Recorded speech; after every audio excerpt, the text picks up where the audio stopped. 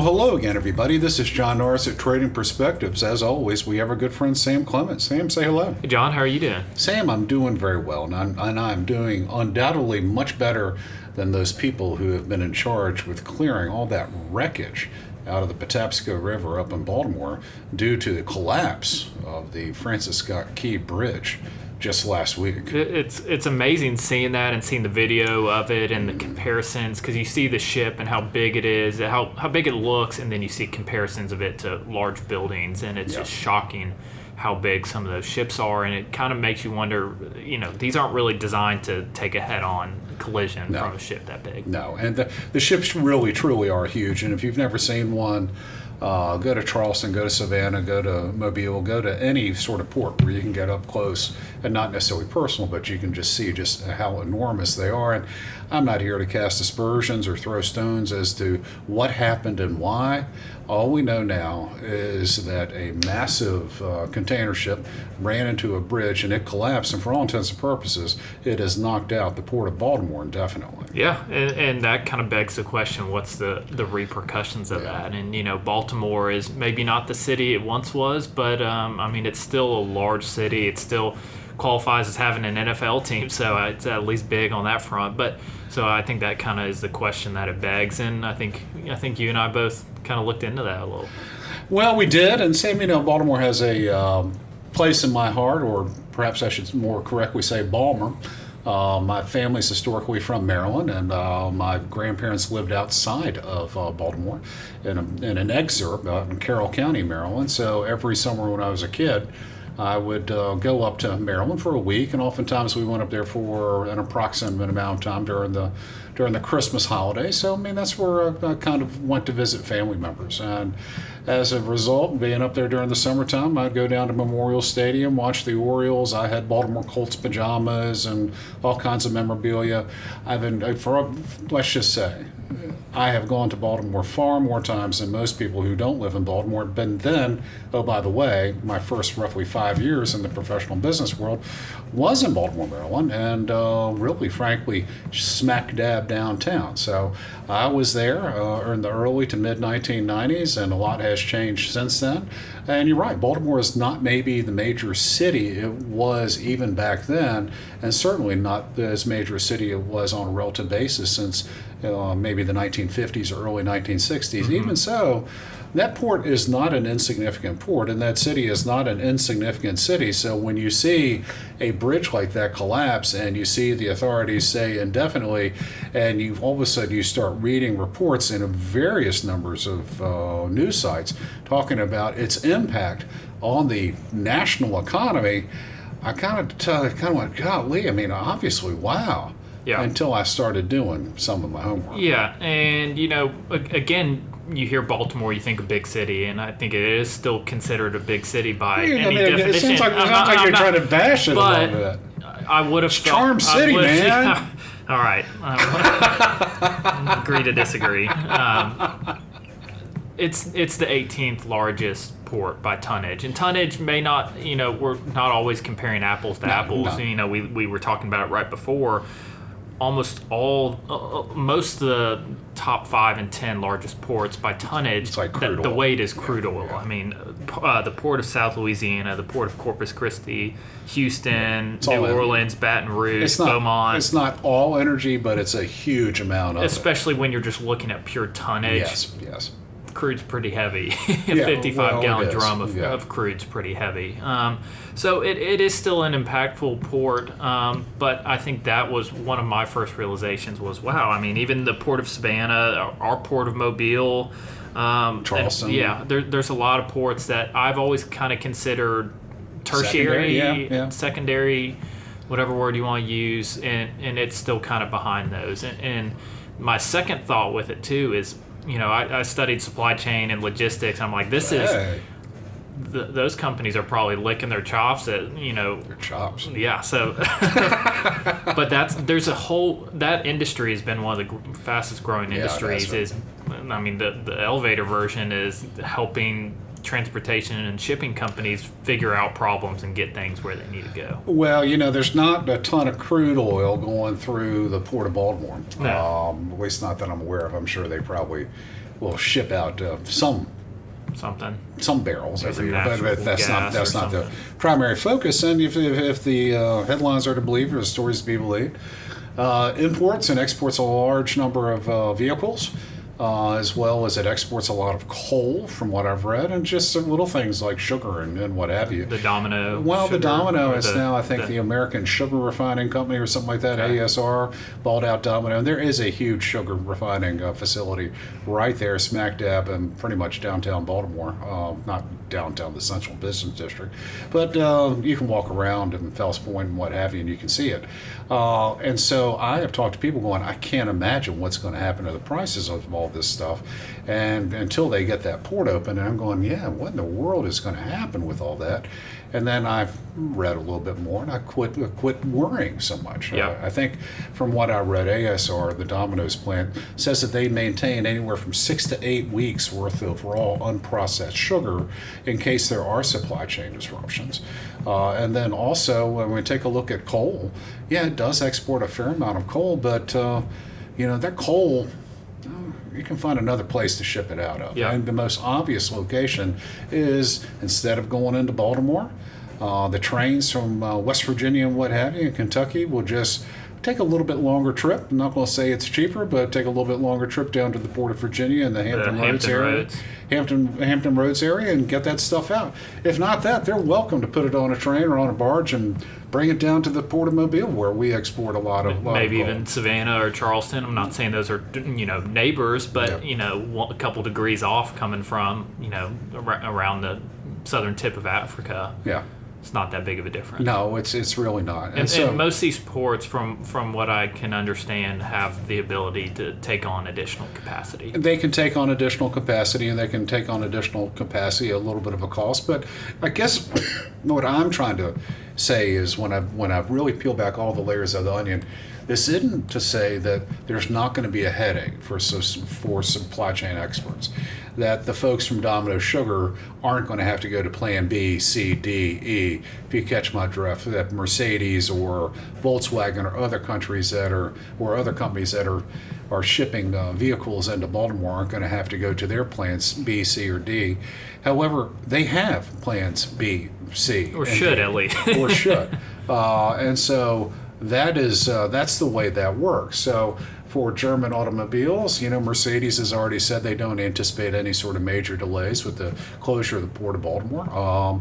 They can ship them to Philadelphia, which isn't a very big port, but it's just up the river a little bit. They can ship them to Hampton Roads if they want to, or probably more likely, ship them to the Port of New York and New Jersey. Yeah. And that's more than likely what's going to happen. So if all of a sudden all this stuff that ordinarily goes through Baltimore gets kind of carved up piecemeal from the Port of Virginia, even Philadelphia, which is a smaller port, to the Port of New York and New Jersey, all of a sudden you're saying, okay, yeah, you might be spending another couple hours on the interstate in some sort of truck or what have you, but it's not going to be that sort of death knell, that supply chain snafu that maybe we saw during the pandemic when boats are lined up outside of Long Beach and you just simply couldn't get trucks in and out.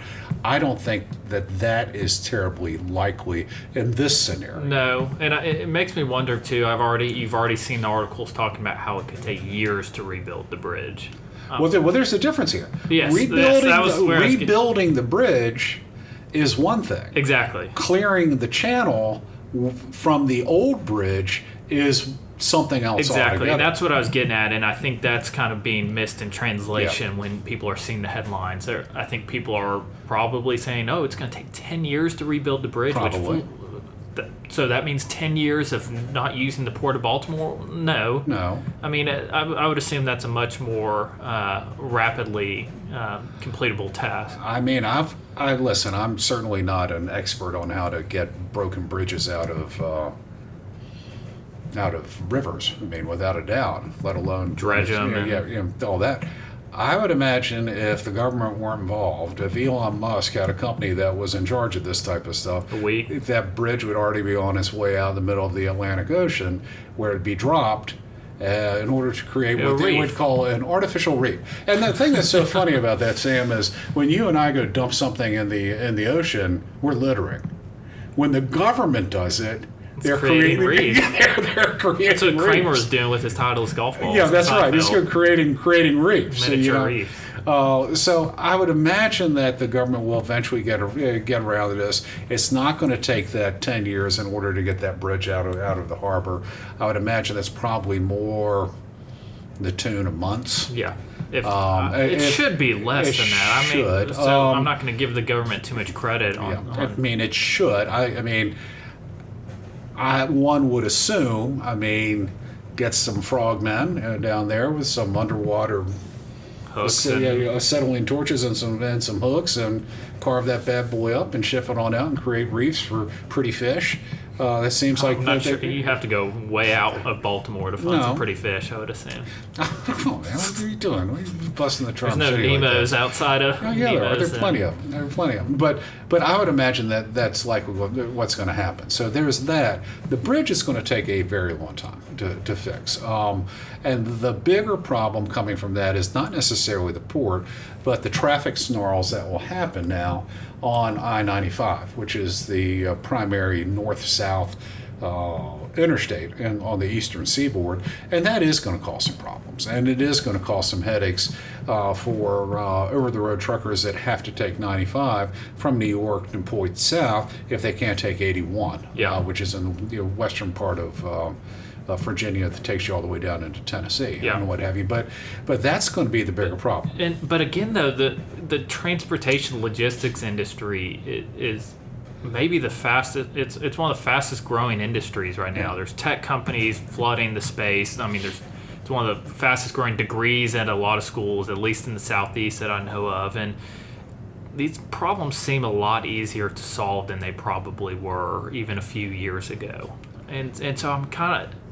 I don't want to dismiss the issues that are going to be created from this, but if one bridge is the most, if it can crumble the entire transportation system in that area, then we have bigger problems. Well, I would agree with you on that.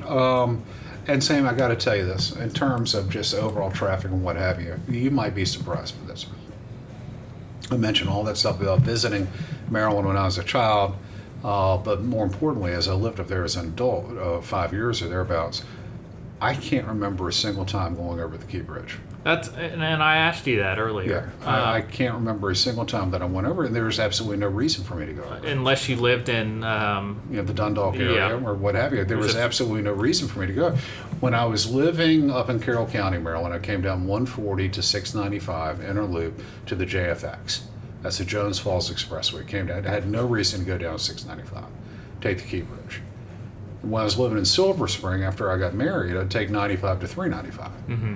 No reason for me to go 695. No reason for me to take the Key Bridge. Absolutely none. I mean, I went through the Harbor Tunnel a few times, but for me, there was no reason to do it. And I dare say anyone that's not living east of Baltimore, south of Baltimore, probably is not using it all that much for commuters. It really is those people going north to south on 95 to get around Baltimore, and that's where it's going to cause some issues. And I think we talked about it, and sort of like thinking about it sort of locally for anyone listening in Birmingham or had to travel through Birmingham. It was like 2021 or things, I forget when that was, when we tore down the elevated interstate, I-2059, that goes smack dab through downtown. Mm-hmm. We tore that down to replace it, and that created some traffic snarls in the Birmingham area for about a year while they got it fixed. And Birmingham is not Baltimore. I'm not trying to say that it is. However, we got around it. The traffic got around it. The traffic got through it. I barely even remember that. And it just did not turn out to be the nightmare scenario that everyone had forecasted, everyone had said it was going to be. The first week or so was kind of a mess, and then people got used to it. Again, people planned for it. And all of a sudden it was just part of our lives, and we just got around it. I think really for commuters and even over the road truckers, they'll get used to it. They'll make adjustments. They'll know when to travel through Baltimore better than they do now.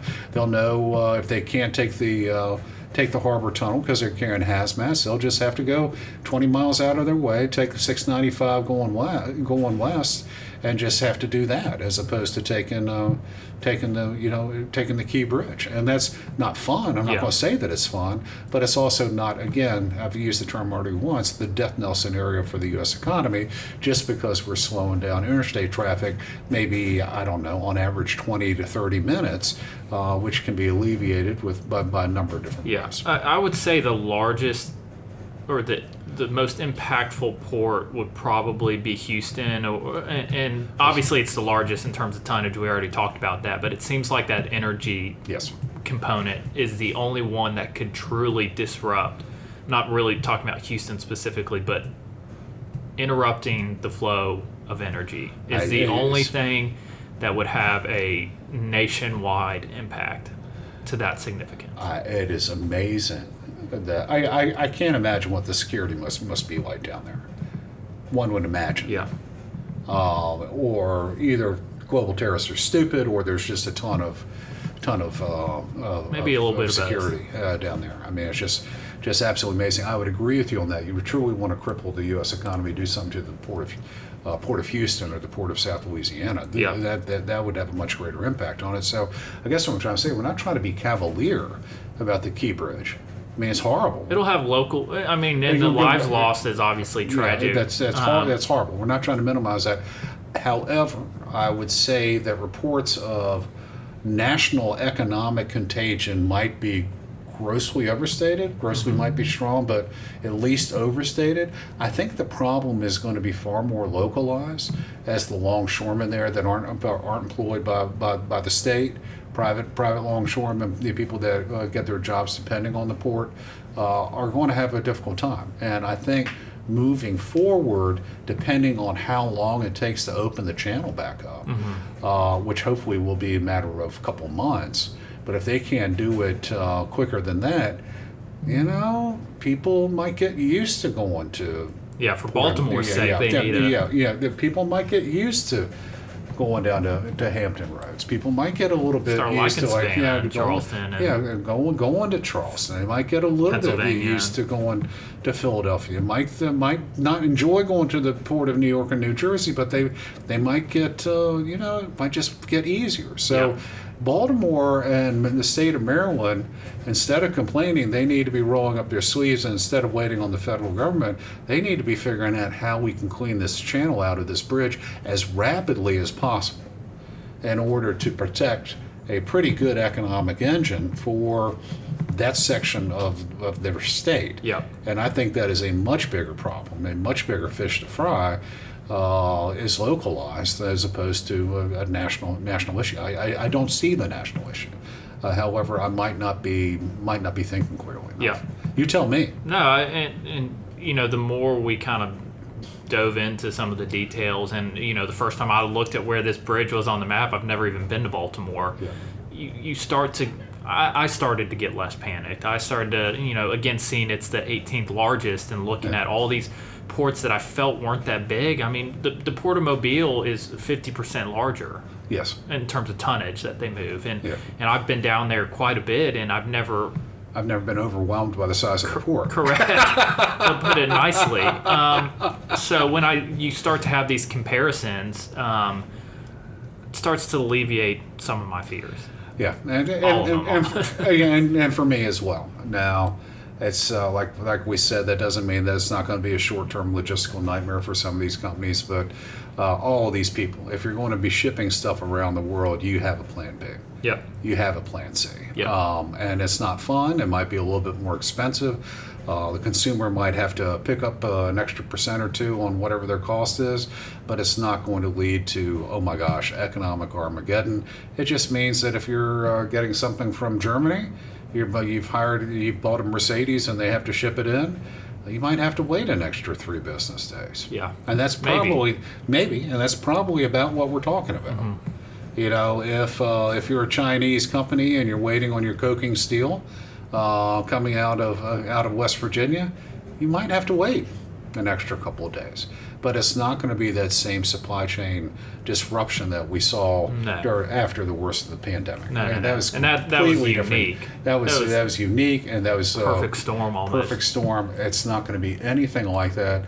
And I think, again, I've said it time and time again, Sooner they clear that channel out of that bridge, just drag it out in the middle of deeper water and let it go, creating an artificial reef. Artificial reef for pretty fish in the Chesapeake Bay, the better. And one more thing from what I've read. If you go into the port of Virginia, down in Hampton Roads, you get out into the ocean that much more quickly. So that's one of those deals. Instead, so yeah, you miss some, you know, maybe you don't get onto the highway system where you need to go up in the mid-Atlantic as quickly, but you're not on the water anywhere near the same amount of time. Yep. And so, we'll just have to see. I mean, let's hope that Baltimore gets this right. And hadn't gotten a lot right. Now's their chance. Since I left, and it just seemed all downhill after I left. Maybe I was the, I don't know, man. Maybe, coincidence? yeah, I think not. Yeah, without a doubt. But I think you can tell from us here today on Trading Perspectives, it's a horrible thing, but it's not going to be as anywhere near as impactful to the U.S. economy as people are leading you to believe. I agree. All right, with that, guys, we always love to hear from you. Also, if you have any comments or questions, please, by all means, let us know. You can always drop us a line at tradingperspectives@oakworth.com, or you can leave us a review on the podcast outlet of your choice. As always, if you're interested in reading more or hearing more of what we have to say or how we think, you can always go to oakworth.com, OAKWORTH.com. Take a look underneath the Thought Leadership tab and find links to all kinds of exciting information, including previous episodes of this podcast, Trading Perspectives, including links to Common Sense, our weekly newsletter / blog, or links to our quarterly magazine and analysis called Macro and Market, amongst all other kinds of exciting information. With that, Sam, I'm going to give you a last chance to have a last word on this exciting topic. That's all I got. That's all I've got today, too. Y'all take care.